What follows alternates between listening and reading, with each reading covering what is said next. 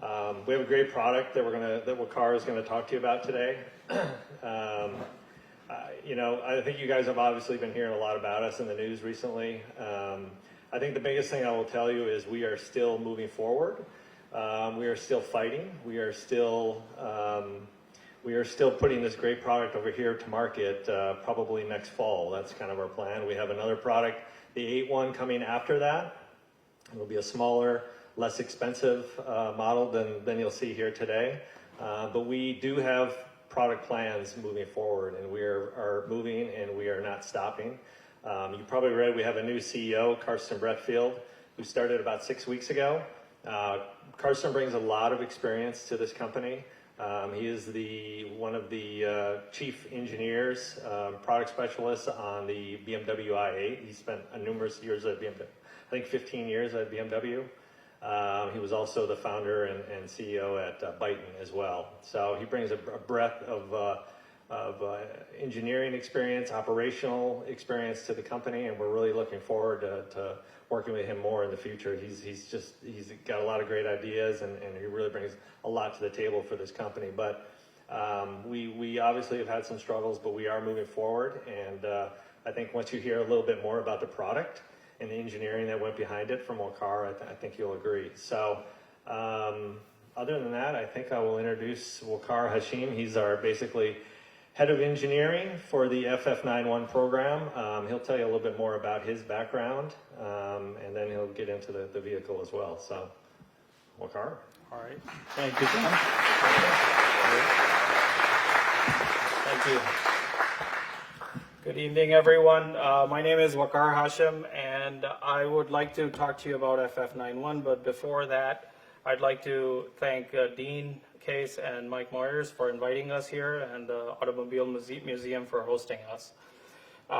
So I came to FF about a year ago in September, just before the Big Bang, essentially. It's been an interesting journey for me. So a little bit about my background. I worked for 27 years at General Motors, basically started fresh out of school at General Motors, a body structures engineering background, released all kinds of body structures components, then went into vehicle systems, did ride and handling development, and then got opportunities to launch different vehicles. So I worked on the Chevy Equinox, the first generation Equinox that was launched in Canada, then the Saturn Vue that was launched in Mexico, Cadillac SRX, Cadillac ATS, and then my last program before I came to Faraday was the Chevy Blazer. So I was the chief engineer for Chevy Blazer. I worked that program from the beginning to the launch. So that's enough about me, I guess. So the featured guest for this occasion is our Gamma vehicle, the FF91. So what you see here is a vehicle that has production sheet metal. On the exterior, the only thing that's prototype are the lamps, because the lamps take a longer time to mature. So you can see that that's not really production intent. But other than that, this vehicle is in UFO mode right now. The light that you see racing across the sides, that's the stealth mode or the UFO mode of the vehicle. And it was driven from our headquarters building up here. The vehicle was built at a local facility in Compton. We have a shop here in Compton. The plan that we have is to get this car production ready and built in Hanford. So it will be built here in California when it comes to life and production. So, last but not least, I want to thank my colleagues from FF who drove the car here and are responsible for driving it back as well. So you can watch this car leave the museum after we're done. So that's going to be the highlight of the show. Okay. All right, so without any delay, let's get into the presentation. The first thing I want to do is give you some PR with a video.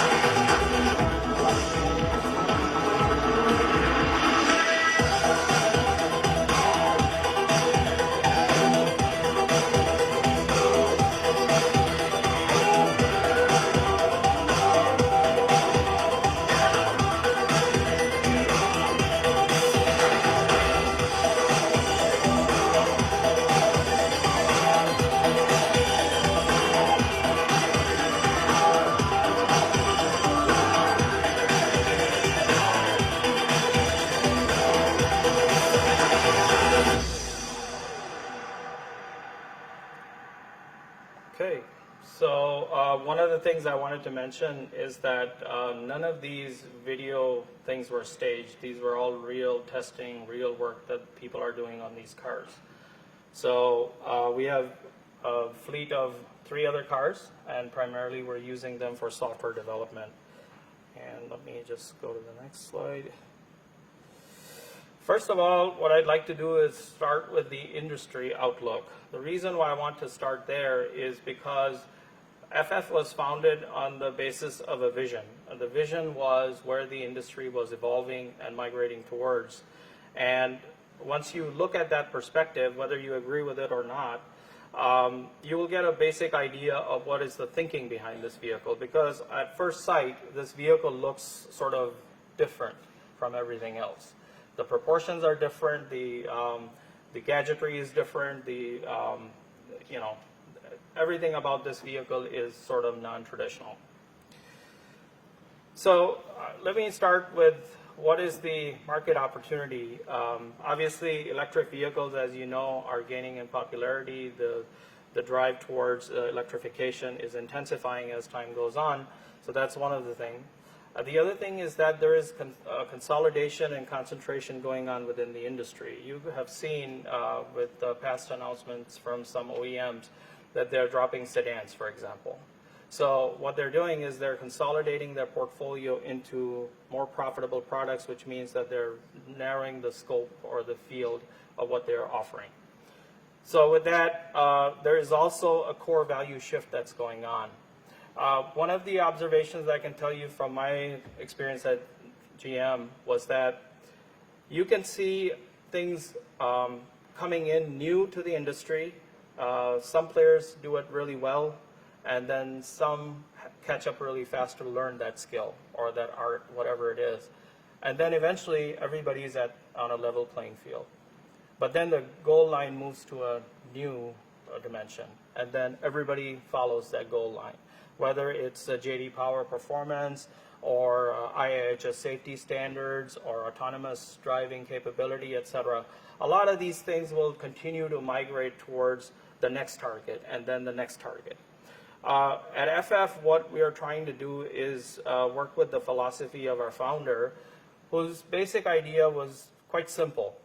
The idea was that if you create an ecosystem where you are interacting with the consumer or the user of the product in a much deeper way, which is essentially providing the services and features that they need, and these features and services are upgradable on a regular basis, then the customer is going to be tied to that ecosystem.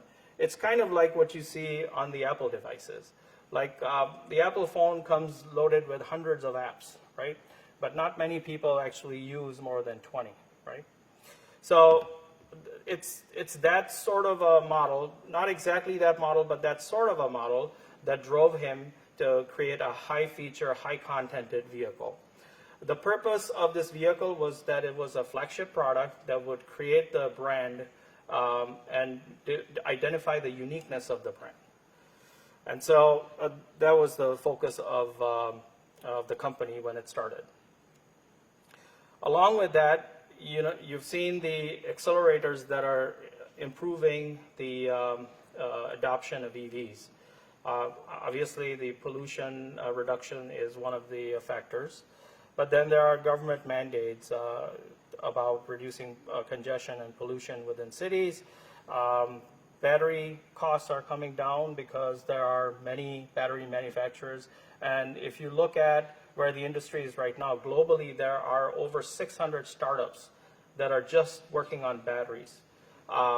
Software management to chemistry of the cell to trying to figure out what is the right composition of chemicals to use, etc.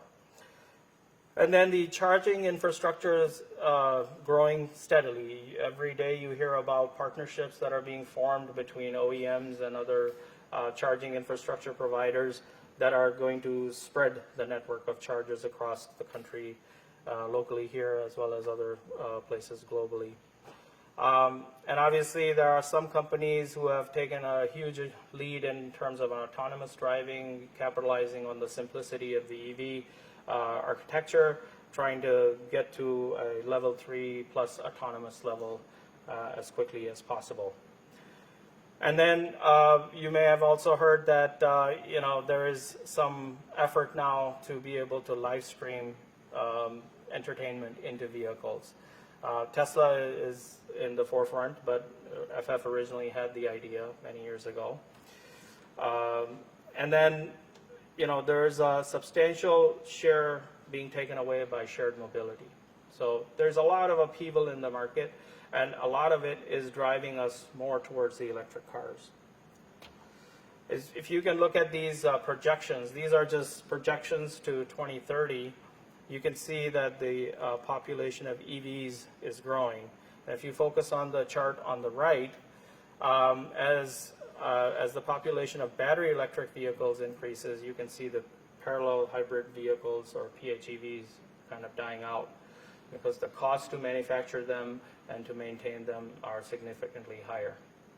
One of the areas where battery electric vehicles outshine ICE vehicles and plug-in hybrid vehicles, as you know, is the operating cost.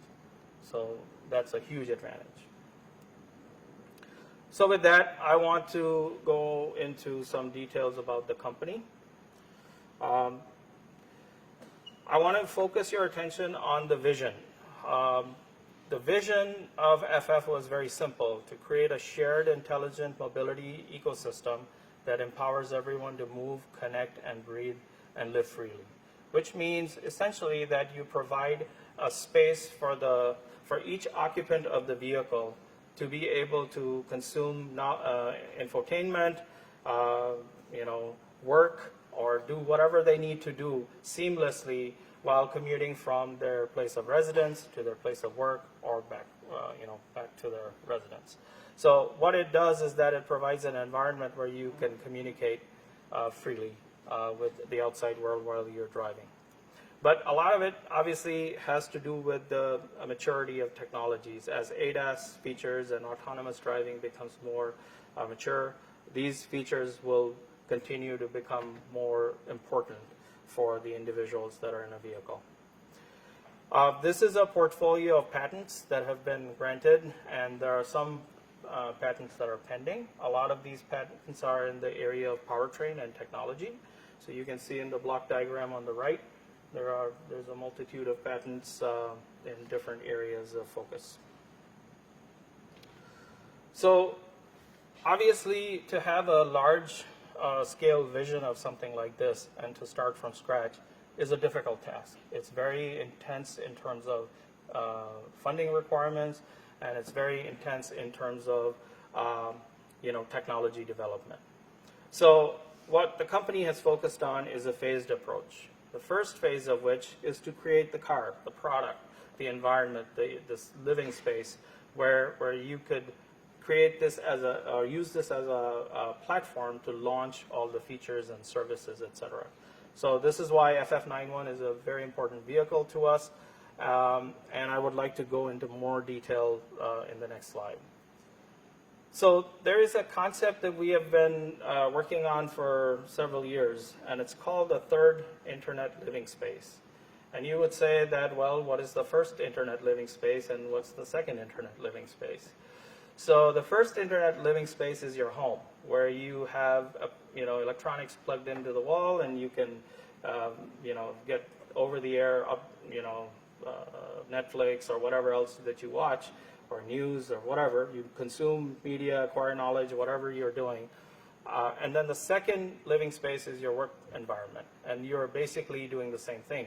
You're working, acquiring knowledge, exchanging information, etc. So the concept was very simple. If you put enough features in the product where your journey from the first to the second internet living space is uninterrupted, that you have enough features in the product that will make your transition from place one to place two seamless, then that becomes your third internet living space. That's the idea behind FF91. I think in the past it was very difficult to explain, but I think we have broken it down to some meaningful terms, and we have a phase-by-phase plan on how to enable those features as we go forward. And then the second big enabler is the smart driving platform. And the reason why it's called a smart driving platform is because it's composed of the powertrain, the battery, the electronics that drives the vehicle, the moving part of the vehicle. And then it's also composed of the underbody, chassis components, etc. So what FF has focused on is the modularity of those components to make sure that we can go to a larger size vehicle or a smaller size vehicle. And I'll show you a video a little bit later that'll sort of try to get the message across on how the modularity of this design is so flexible. All right, so what has been going on for the last year or so at FF? So I just wanted to say I'm so grateful to be working with a team that's highly motivated. They have the passion of bringing this car to life, and some of these guys are here. Basically, even with minimum funding, what we've been doing is working on producing the Gamma cars. These cars are built here in a local facility that we have in Compton. And so they're using production body in whites. They have production chassis, powertrains, and some production interior parts. And we are basically using these cars for working out all the issues that we found during the beta phase of the testing. Some of this that you saw in the video, like chassis controls development, as well as durability testing, charge-discharge cycles on the battery, powertrain endurance, et cetera, et cetera. So we've been working on that, building cars, and the primary purpose for us to have these cars is to get the software to a level of maturity where the car is near production intent. So at this point in time, we're very close to being production intent with our software maturity. And we've got, basically it includes both the chassis powertrain software, chassis controls, powertrain integration, et cetera, as well as the infotainment part of the vehicle. All right, so let's just talk about a little bit on the product and technology, and I'll try to explain the third internet living space in a little bit more detail. So the third internet living space is composed of three components: hardware, software, and the artificial intelligence and the cloud. So hardware is something that most people would recognize. It's the interior components like the seats, the console, the accommodations within the vehicle, the screens, et cetera, et cetera. Software is essentially a little bit more complex than the traditional vehicle because this vehicle is equipped with an FFID. So the vehicle would recognize you from a distance and will basically prepare itself to adapt to your settings and your features. So the more you drive the vehicle, the smarter it will become, and it will adapt to your needs of what you like, from not just the stations you want to play or what kind of temperature you want to have inside the vehicle, et cetera. It will change its driving pattern, et cetera, based on your needs. So I think that's like a wow factor for me, coming from a traditional industry, that you couldn't dream of doing something like that even just a few years ago. And then as far as having the interchangeability, like for example, if this vehicle has to be left at the airport and you go to another destination, if you find another FF vehicle, as soon as you approach it, and it's a shared vehicle, you can basically flash your ID, and the vehicle will recognize your settings. So it's all cloud-based. The vehicle would adapt to your needs and essentially be a seamless integration of what you would like to expect in that environment. Now, this kind of seems far-fetched, but we have to run tests, and we can prove that that is possible. But to scale it is going to be a significant challenge for us, and we'll continue to work on that. So you may have noticed that we have covered the interior on the vehicle. It is coming soon in Los Angeles for a display. But because you guys are here, I would like to show you some pictures anyway. So the idea is that the driver has his own screen. Obviously, you cannot use the screen while driving, but the front passenger has their own screen where they can consume media, watch things, and it's blocked by the center display so that the driver cannot see it. You have heads-up display and other features on the vehicle, night vision driving, et cetera, You have a 27-inch rear display where you can watch movies, you can talk to people over video phone, etc. And it's a very comfortable environment. Another picture here for the third internet living space. And let's see. So basically, the electronics that is in this vehicle is essentially on the cutting edge. We have 3 modems in this vehicle for non-stop connectivity. So it connects to 3 different services.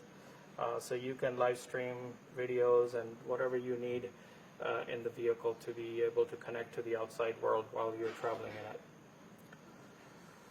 So another video.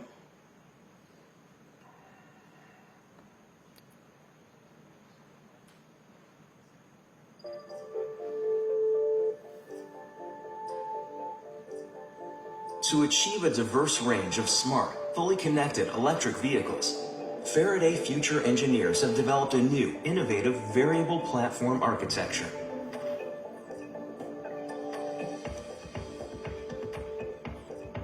We started from the ground up with a new battery structure that's arranged into what we call strings.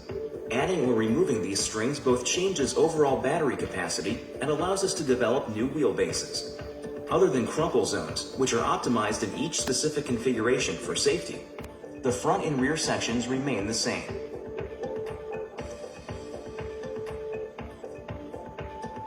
The FF platform also incorporates various motor configurations, ranging from 1 to 3, or with special modifications, 4 motor layouts. We are able to alter vehicle characteristics, including 2 or all-wheel drive systems, extended range options, and various power outputs, all using the same platform architecture.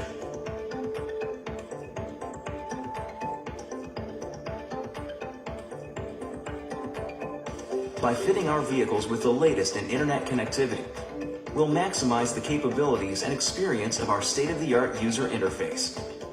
Plus, they come pre-equipped for increasing levels of autonomous driving and improved safety.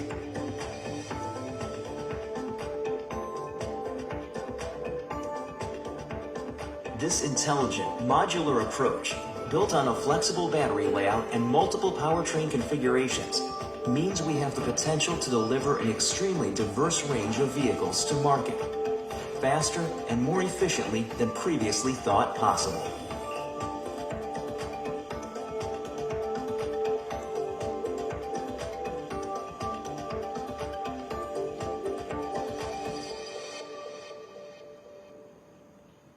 Okay, great.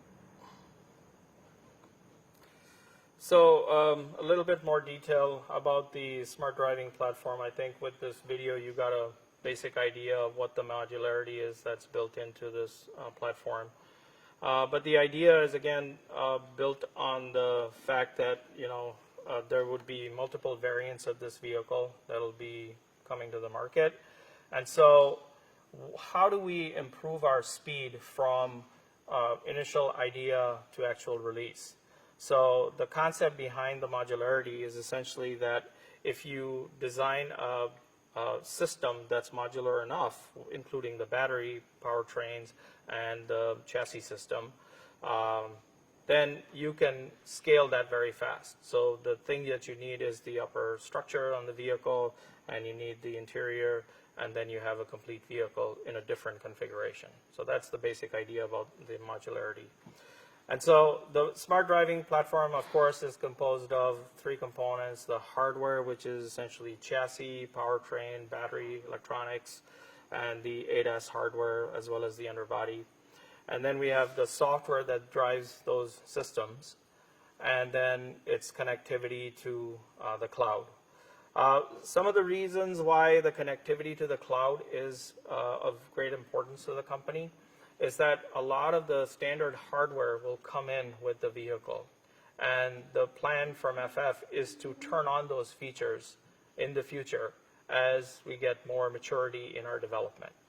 So essentially what the customer will be buying is a product that will scale up as time goes by. So it'll increase in value, increase in its ability to do things. All right, and then here's an illustration of what the modular setup would look like. So obviously you've seen this in the video, but just to kind of dwell on it a little bit. What you see here is the plan view with the front and rear chassis modules, and then the space in between is with the battery strings. So anywhere from 6 strings to 3 strings, you can do different configurations, different wheelbases, and then the overhang on the front and rear would be changed accordingly. All right. Here's a little bit about our powertrain technology. So we have a patented in-house developed inverter design, which is a high efficiency inverter. It was developed by a team of people who had worked on several generations of EVs, and so it's one of the best inverters in the business. And then the battery system that we have is also quite unique. I'll get into that detail in a little bit, but essentially the modularity of this system is obvious, but there are some built-in features in the system that make it a high-performance system. I'll talk about that in a little bit. The drivetrain on the right-hand side is a modular drivetrain. So the one on the top that you see is a single motor, single-speed gearbox drive unit, and essentially that casing and that hardware is doubled back to back in the lower part, which is also modular, built off of the same module, but essentially married together on the other end. There is independent torque vectoring. There's no mechanical connection between the two tandem powertrains. And so that's the ideal modular configuration that we've come up with. From a volumetric efficiency standpoint, it is the most compact electric powertrain that's out there at this point in time, and from a mass standpoint as well. So I think I talked about the powertrain already. Let's talk about the battery. Yeah,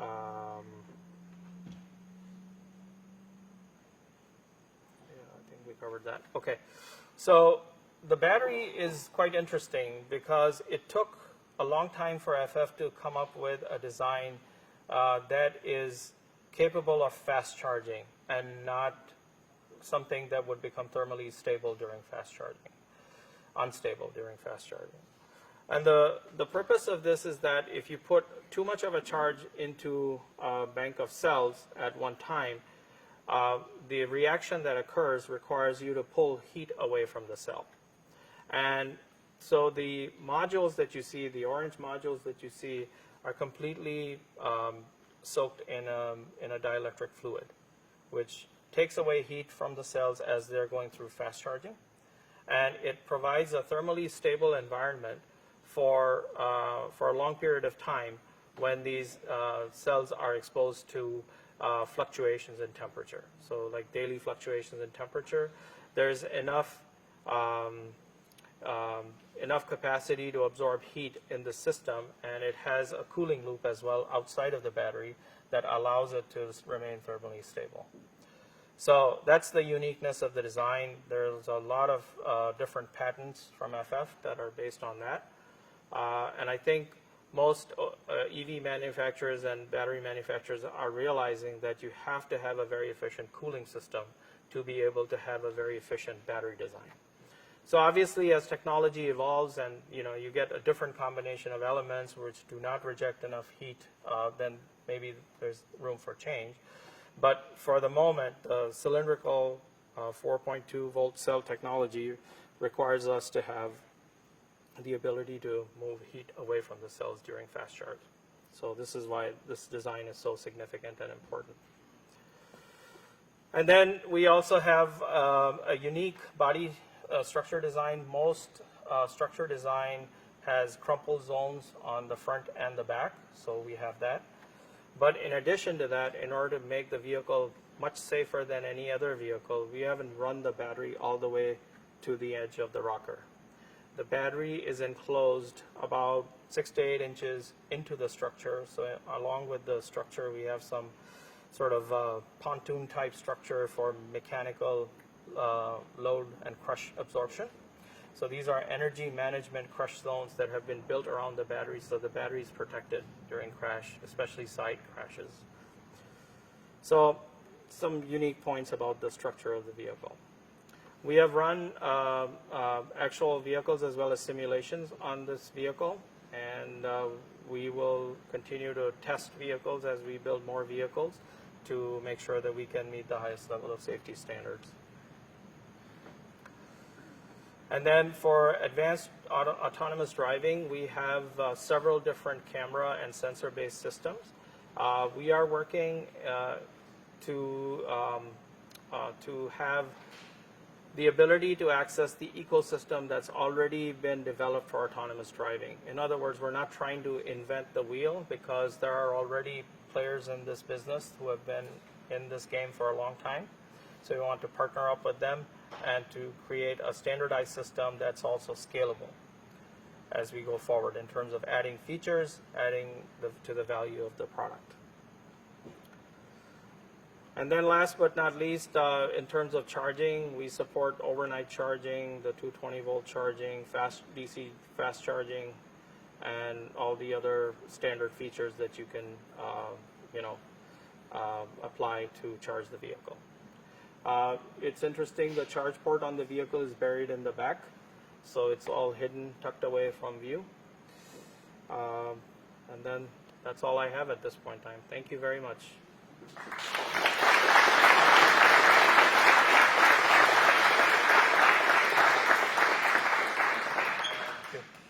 Any questions? Sure, go ahead.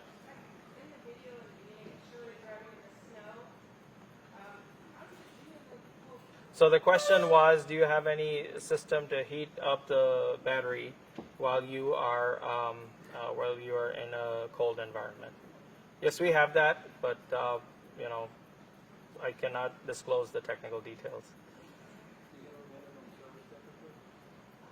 Yes, typically what the automotive manufacturers use is plus 85 degrees to minus 40. That's what we are using.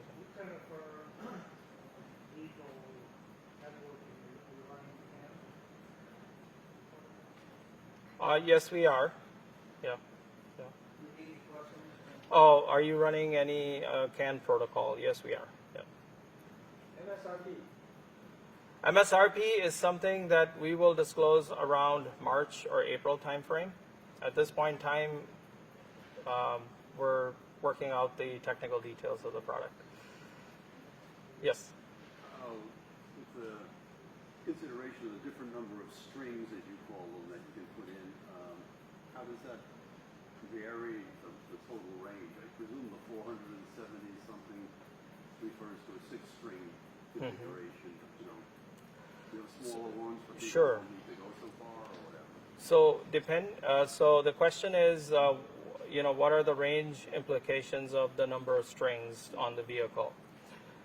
So as you can see that there are many powertrain and battery combinations that are possible. So let's say you put 6 strings and a single motor for a front-wheel drive vehicle.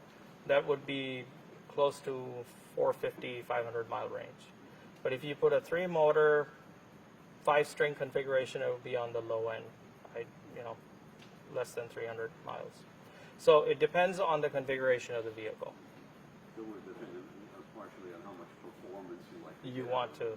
It depends on the segment that you're trying to put the vehicle for, and then what is the competitive set, what do they look like? Yes. This is as much a PR question as it is a technical question. Sure. You say that your chargers will handle up to 200 amps. The Tesla superchargers are 250, and the new Porsche Taycan chargers, they're advertising 350 amp high voltage DC chargers. Yeah. So, from a marketing standpoint, do you think you're going to take a hit? I think what people will appreciate is that they have a safe system. So obviously we've pushed the capability of our system to the max. So I think it's only something that time will tell on whether pushing the limits of the charging is going to actually create other issues that people haven't accounted for. Right. Right. Right. Okay. Yes. Clearly, modularity is a big element in the engineering of the vehicle. What percentage of this modularity will be flexible to work with after the vehicle is completed? So as far as hardware is concerned, the hardware will be built into the vehicle. So let's say, for example, you get an FF91, it comes with a 6-string, 3-motor battery, 3-motor drive unit, right? So the modularity would be based on the features that we can turn on this vehicle as time goes on.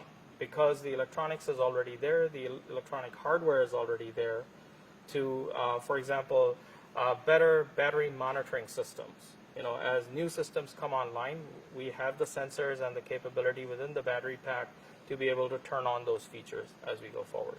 But would there be any modularity in upgrading the hardware post-production? Let's say a few years later, if you want to upgrade a vehicle, can you add more? You can add more modules, and you can, you know, you have scalability. Motor? Yeah, you can theoretically do that, but I think the way things are packaged here.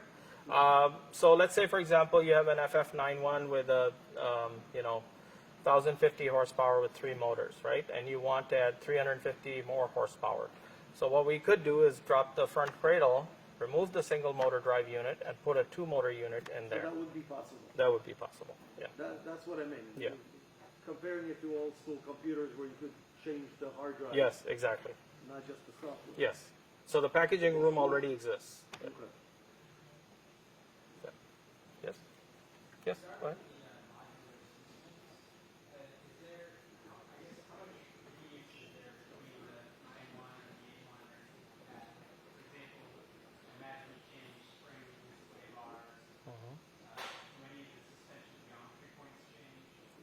So the question is about suspension geometry points and the modularity of that suspension between FF91 and FF81, correct? So to answer your question, right now the way the next product is configured, it's using about 60% of the same content. And the way it's designed right now with the minimum body roll or minimum body movement and braking and acceleration, it's pretty ideal for a range of sizes. So for example, this vehicle has a 3.2 meter wheelbase. That vehicle has a smaller wheelbase. So the system is capable of handling the bandwidth between the two. So like your pitch center doesn't move fast. Yeah, exactly. Yes, go ahead. I have 2 questions on charging. Yes. BMW is talking about wireless charging for the vehicles. Yes. Does the car support that? And then the second question is, on level 2 charge, how long does it take to fully charge? So the question is, BMW is talking about wireless charging, and the second question is, how long does it take for the vehicle to charge on a typical 220 volt charge? Yeah, level 2. So the first question, the answer to the first question is that yes, a lot of people are talking about wireless charging, but at this point in time, there isn't any proven technology that has been demonstrated. So as the technology evolves and that opportunity becomes available, then we'll have to investigate what sort of hardware do we need to equip the vehicle with. And more than likely, if it's a pure inductive charger, which is what most wireless chargers are, then we would have to equip the battery pack to receive that charge. And the battery pack is ideally located at the in the underbody of the vehicle, so that means we have the access to that area if we do need to put wireless charging in there. The second question with respect to overnight charging, we are still working out the calibration details on that, but in an overnight charge we can get up to, correct me if I'm wrong, Vlad, how much charge can we get in an overnight charge? Is it 85%, 90%? Overnight,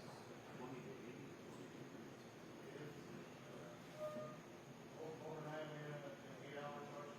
About 70. 70%? At this time, we're Yeah. still working on it.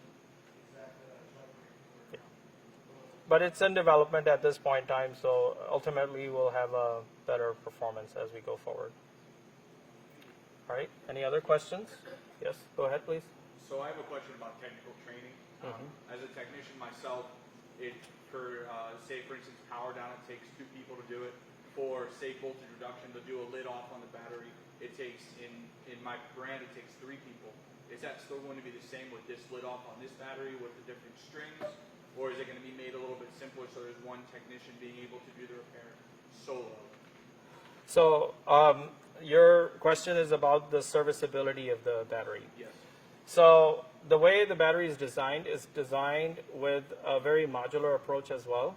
So we have a front end and a rear end casting, which is basically paired with extrusions on each side and extruded cross members. And then there is a bolt-on lid that is sealed around the perimeter. And then this environment is filled with the dielectric fluid. So essentially from a service standpoint, what you have to do is drain the system first once you remove the battery, and then you can just remove the bolts on the cover and it'll just pop off. And the modular elements of each string, they're mechanically attached, so you just have to remove some bolts and you can remove the strings. And then what kind of training program will it be for, say, I'm assuming you'd have to be a master technician to work on something like that, or at least have an electrical background. What kind of training will there be for that? So for the training program for technicians, we'll go through a full EV training module, essentially providing the features of how to disconnect and discharge batteries before you open up the battery. And so it'll be like a standard training that you get on a Chevy Volt or any other electric vehicle. So, all right, yes? How much is this going to weigh? So that's a secret I can't tell you.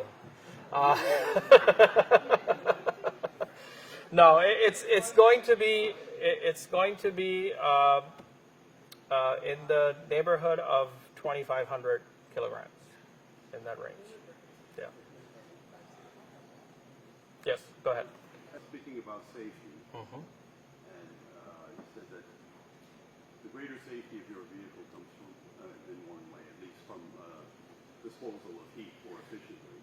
So what I'm asking you, what is the actual hazard you're avoiding? Is that this type of battery can actually catch fire? If it's So- too warm or what? So, okay, so the question is, what type of hazard are we trying to avoid by having the battery submerged in a dielectric fluid, right? So the answer to that question is that we have run numerous tests, development tests on our battery pack, and strained it under different charging discharge cycle conditions, right? And what we have found is that the system can become thermally unstable. I'm sure you guys have seen videos of Teslas and other vehicles spontaneously engaging in a thermal event, I guess. Use my engineering language here. But that's the thing that we are trying to avoid. We're trying to make sure that we have a system that is robust enough to handle the swings in temperature. And essentially pull heat away from an affected cell. I mean, you could always get have a possibility of a defective cell in the system, right? So something that would thermally overload and create a problem, right? In those circumstances, you have the ability within this system to pull enough heat away that it's not going to affect the cells that surround it. That's the whole concept behind it. Yes, go ahead, please. You talked at the beginning about how the goalposts or the goal moves over time, and obviously with having a longer development is, someone mentioned charge rates have kind of shifted over time. What with a gestation like this, and you're obviously targeting very high goals, but as a non-engineer, I'm asking, what's most challenging to kind of keep keep tabs on in terms of as the target moves? So the question is, what is the most challenging thing about developing this vehicle, right? In terms of the Okay. longer time period with the rapidly changing Okay. sector. So I think the thing that I would ask you to think about is that I read a story about the early 1900s when the automobile industry came into existence. And I had the opportunity to go through some museums in Michigan where I saw some of that automotive history. And there were about 600 plus automobile manufacturers in those days, right? And a lot of them were just like 2-car makers or 1 vehicle maker or whatever. So I think that from my perspective of seeing the big OEM side, we are standing in an era similar to that where the whole industry is going to get revolutionized, right? So to be part of this revolution is a deliberate choice, and it's not really for the faint of heart, right? So to say exactly something about answering your question, every day at Faraday is very exciting because we're finding new things. We're doing things to mitigate issues that we find during testing and come up with recovery plans and so on. So to say the least, the development of this car is very challenging. It's a very highly contented, high feature vehicle. But I think for most of us who are technical people, it drives us even more because it's the sort of the thrill of the hunt, so to speak, to find the problems and fix the problems, right? Okay, go ahead, please. I had 2 questions. Sure. The first question is, you're talking about the adjustability of the wheelbase and the modularity of like the subframe structures. I'm assuming you guys are going to have all the subframe structures kind of sitting and whatnot. Now, when you go to make that wheelbase, how are you going to be bonding basically those subframe structures with the overall frame? Is that going to be a spot welding process? Is that going to be like an adhesive style bonding? Or So yes, the question is about how do we integrate the modular wheelbase, different wheelbases in the structure. So as you may have already concluded from the presentation, the basic body structure of the vehicle is aluminum, aircraft grade T6 aluminum. And then it's reinforced in strategic areas with high strength steel and other types of, other exotic materials. So the way the wheelbase of the vehicle is designed, it's essentially an extrusion that you can cut to different lengths. And the castings at the end that integrate it to the chassis and to the area where the powertrain mounts, those are the caps, basically. So if you change the length of the extrusion, essentially you're joining technology for whether it's bonding or riveting or whatever, it stays the same. So the process is essentially the same. It's just that the length is different. And then the second question was, you were talking a lot about the side impact, crash structure and whatnot. Now, say one of the vehicles were to experience a side impact, would that make that car a write-off, or is that something that you guys expect to be a repairable part? Quite honestly, so the question is, okay, what happens in a side impact? Does the car become a write-off?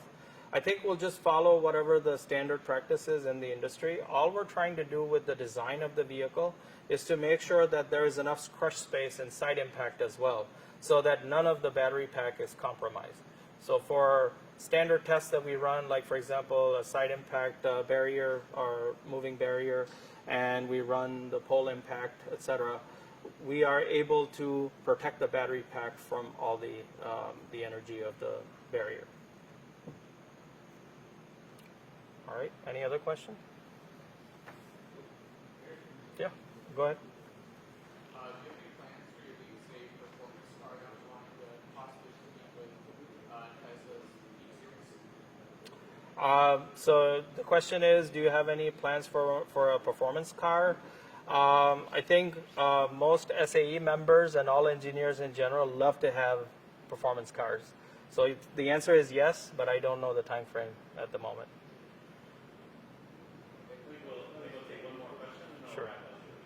Sure, no problem. Yes, go ahead, please. The interconnectivity of the inside of the vehicle and the safety and driving features, how much is it internet dependent? Like, what will it do when there's areas of no So the question is, what happens when you enter an area of no internet coverage, essentially, and what happens to your internet connectivity? So the simple answer to that is we have thought about this, and we have 3 modems on this vehicle at this time, and they have been sort of tuned to essentially a very wide range of coverage. So these are different service providers that will connect through each modem. So if one modem drops off, the other one will take over. So that's the plan at the moment. But I think by the time we're launched, the internet coverage in general in the country is going to be much better. So, Well, so I mean, that's, like, is there oscillators that'll pick up key fobs in case you're in the dead zone, like by Pyramid Lake, and you want to get in your car? Is it how dependent are those? Like, what features are not dependent on that will still? so the basic functionality of the vehicle, the question is about what features are dependent on the internet and what features are not. So to give you a basic answer on that, the features that are related to the safety and the actual rolling performance of the vehicle are not dependent on the internet. But when it comes to providing live streaming or conference call capability or any other thing, that's dependent on the internet. Okay? All right. Thank you, guys. It was really nice to be here.